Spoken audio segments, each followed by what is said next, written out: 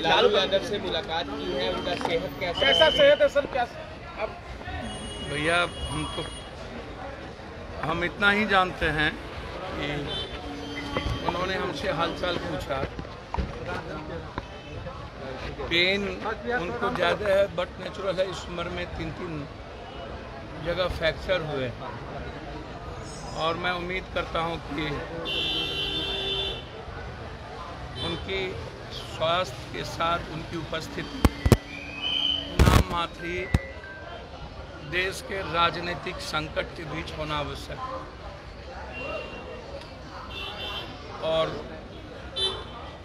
वर्तमान समय में जब कई सारे विरले नेता कंप्लीट रूप से जिनकी भूमिका इस देश के सामाजिक सोशल जस्टिस या जेपी लोहिया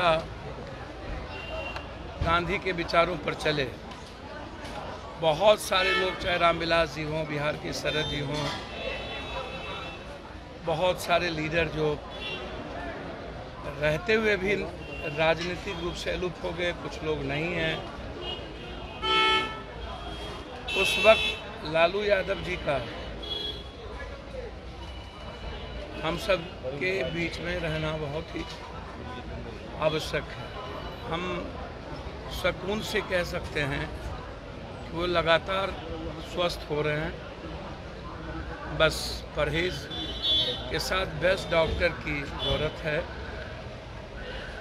उनके पूरे परिवार के लोग, उनकी 6 बेटियां और उनके शुभचिंतक कंप्लीट रूप से उनके स्वास्थ्य के लिए बिल्कुल खड़े हैं। भारत सरकार से लेकर बिहार सरकार ऐसे समय में लालू यादव जी के साथ पूरा देश ही नहीं, पूरी सरकार भी खड़ी है। मैं उम्मीद करता हूँ सबकी दुआएं उन्हें अविलंब स्वस्थ करके हम सबके बीच में।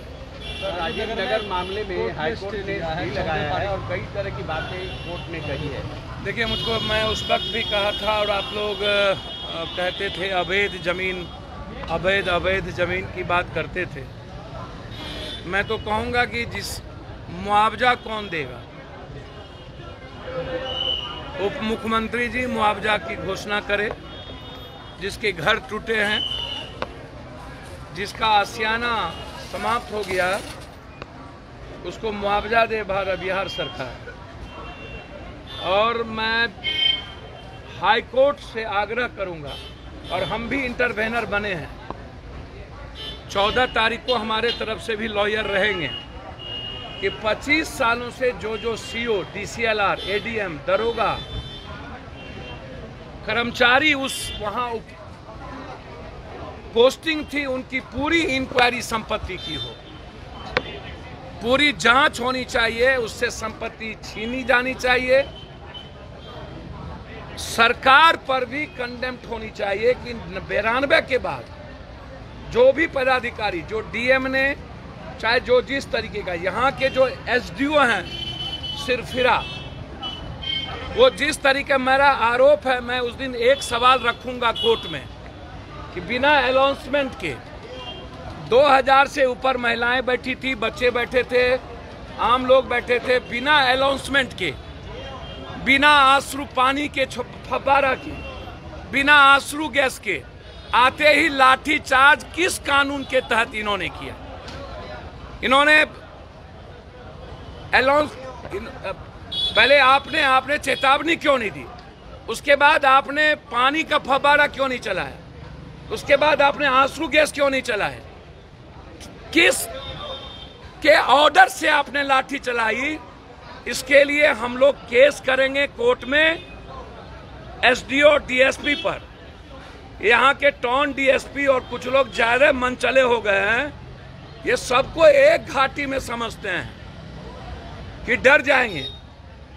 हमसे कह रहे थे, जिस तरीके से हमारे प्रदेश अध्यक्ष को मारा 40 लाठी, राष्ट्रीय महासचिव को, छात्र अध्यक्ष को, युवा अध्यक्ष को, हमारे कई साथी घायल हुए और आते ही महिलाओं पर लाठीचार्ज कर दिया। छोड़ेंगे नहीं, अंतिम तक लड़ेंगे। बिना किसी सीआरपीसी कानून के तहत लाठी चलाया, आनन फानन में नेपाली नगर के सारी जिंदगी के सपने छीने हैं। जब तक वसूलेंगे नहीं तब तक लड़ेंगे और हम डिमांड करेंगे कि सारे अफसर से पैसा वसूल के पब्लिक को दिया जाए। पूरा डिमांड होगा, उस पर कोई कंप्रोमाइज नहीं होगी। अब इसकी चिंता किसको है भाई? कोई चिंता इसकी ही इस कंट्री में है। आ रहे हैं नरेंद्र मोदी जी।